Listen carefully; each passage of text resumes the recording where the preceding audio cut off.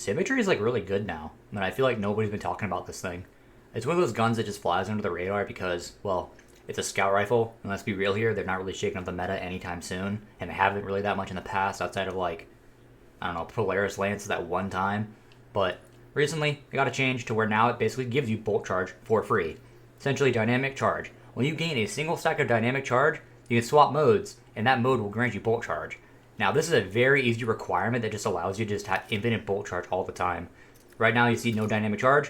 One shot, dynamic charge, swap modes, bolt charge for free. Now, obviously, this gun's not doing too much damage in the secondary mode because I didn't build up enough stacks of dynamic charge, but you get the point I'm making. It's a very easy requirement for easy bolt charge on a weapon that you can use on any class. You can use this gun with solar, void, whatever you want, simple, easy bolt charge. Now, one thing I do want to note is that the amount of bolt charge does change based on how many dynamic charge you have. So you actually see down I have 20 right now using it, and I'm getting 3 per. And this is without spark or frequency, so it might be more with that. I'll test it in a minute, but it does matter because if you run out, go ahead and just get 1 stack. Well, change back the mode. 1 stack, back to it. I'm just getting 2 per. So the amount of stacks you do have of dynamic charge does contribute to how much bolt charge you have, but it's not that big of a difference. And for such an easy requirement of 1 precision hit, free bolt charge. It's nice. Alright, so sparker frequency, go ahead and get amplified. Give me ionic trace. Okay, let's see. 1 precision hit. So 3 still. Or actually, no, it's more. So frequency does benefit it by +1 for the lower mode. Alright, now we get... Alright, 15. Let's see, what will it be? It was 3 before, now it's 4.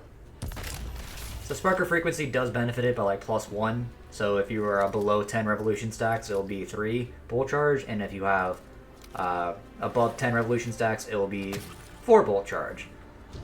So that's actually pretty nice.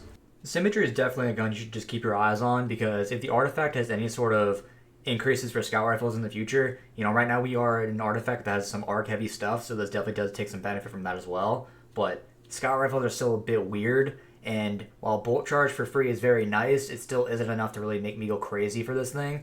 But it is pretty good. I kind of equate this to like Buried Bloodline in a way, where like it gives you an added bonus, an added effect that you kind of carry anywhere. You know, when Buried Bloodline first came out, having Devour on all subclasses was incredibly strong. And I kind of look at this in the same way. We're not using it because it's a scout rifle, we're using it because it grants bolt charge. So in any sort of instance where you feel like you need bolt charge, this is just a nice little instant pick to give yourself added bolt charge in anywhere of the game. You know, any subclass, any build variety, you can just use this and have bolt charge on top of it.